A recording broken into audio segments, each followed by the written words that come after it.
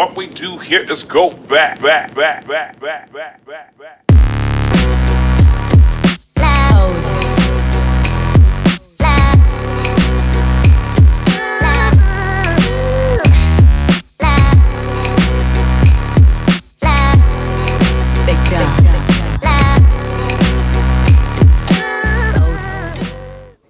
Okay, we're here with the big man. I'm looking up skywards here to Anthony Joshua. He's fighting in Newcastle at the Metro Radio Arena on Saturday against Jason Gavin.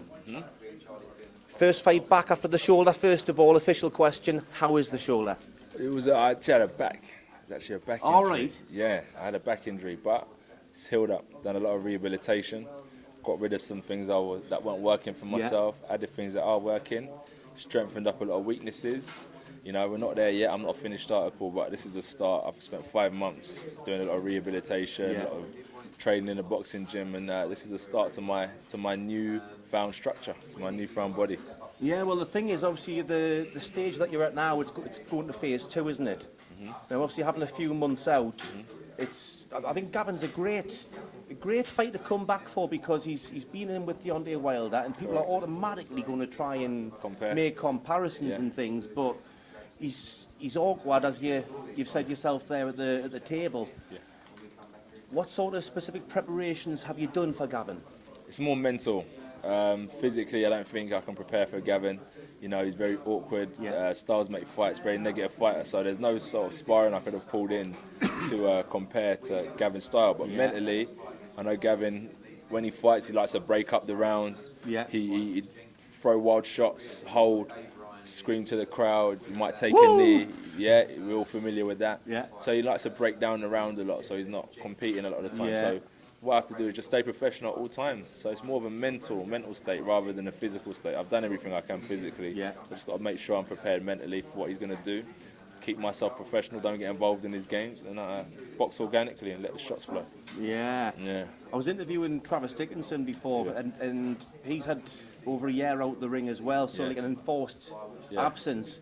But I mentioned to him, like sometimes when you have time out, you can actually take a step back and you can learn other things. The absence can sometimes do you good. Yeah, I think that even though I was on absence, I was still going through a regiment, you know, I was still putting myself through some pain and through some different development skills. So when you take away from one thing, you add another. And now I've taken that away, not full force because I still need these things, but I've added that back. So we're, instead of being 1%, we're 1.5% now, and we're only going to get better. Yeah. Yeah, it's catching there. Yeah. So, as I mentioned before, in terms of because Gavin has been in with Deontay Wilder, he stopped him in 4. Yeah. He went longer than most people go with Wilder. Correct, yeah.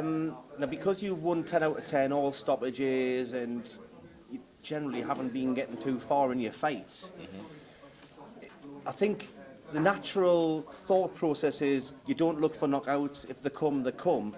But there is that element of pressure when you've got the 100% knockout record where people have got that expectation of you, and there's like a subconscious drive to want to keep that going. I think there's more of a subconscious drive to get the wins, because I think that with Gavin, it's not about winning. I think I've already prepared to do that. I think what it's about is looking good doing it. Yeah. So if I go in there, when I looked at Wilder's fight, I can't really disrespect Wilder in terms of performance because he's world champion. But what my opinion was is that he's looking for a big shot to knock Gavin out with. So he kind of neglected his kind of boxing skills and was just waiting to land a big right hand.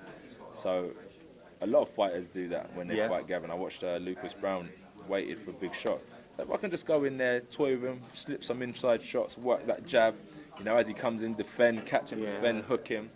It would be great to just practice some basic skills you learn in the gym rather than me going in there, planting my feet, thinking how hard can I hit him before he folds. Well, the thing is with Gavin as well, because he is quite tricky to hit and he moves really well, you can't really overcommit with his shots, because when you got the move and target, to miss a shot, it takes a lot more out of you than to connect with one. And leaves you in a vulnerable position potentially as well. But there's no vulnerable positions anymore. It's all about balance. I've worked on my balance. So I won't be in no vulnerable position. Well, the last time out, I've never seen you enjoy. Sprott. You were really enjoying that one. Yeah, that was tough. Back was bad then, didn't it? Yeah, but we get the job done. It's a fight. You're adrenaline. You're pumped up. It's only a fight. Sprott's coming to beat me. I'm coming to beat him. As I said on the table there, the best man will always win. So no pressure. And this time it's your first fight in Newcastle. Yeah. It won't What be have the you heard last. about the North East fans? Wild. I've been to Scotland. I've been a lot of places, and I'm yet to experience it. But what I've heard is that they're going to be just as wild as the Scottish fans. It's going to be a great atmosphere, and I tell you what, no matter where you've been, you've always been well received, and I think... We'll see how long that lasts. Nah, well, as long as you keep conducting yourself and you keep being yourself, I think, yeah, true to yourself. Yeah, when you're in front of the camera so many times, just be true to yourself and be who you are. No pre-planned stuff. It's not fake. So people take to me, they do. If not, hopefully they can enjoy my boxing. Yeah, and speaking of boxing, obviously, let's not look ahead of Gavin. Let's get this one out of the way first. But you also penciled in as the 30th of May? Correct. In that O2 Arena against Kevin Johnson. Yeah. Who we was potentially looking at for this fight, but feels that he wants to really prepare himself for May 30th. So he has weeks upon weeks to train and beat me. So he's coming prepared, be in good shape. Yeah, which is good, but it also gives you the time to get this fight in, get another camp in, and work towards it. So with both of us in good preparation, it should be another explosive fight. But first and foremost, Gavin has to be dealt with. Yeah. You know, it'll be a tragedy if he beats me. Big tragedy, but I'll do everything in my power to stop that happening so I can focus on May 30th after Saturday night.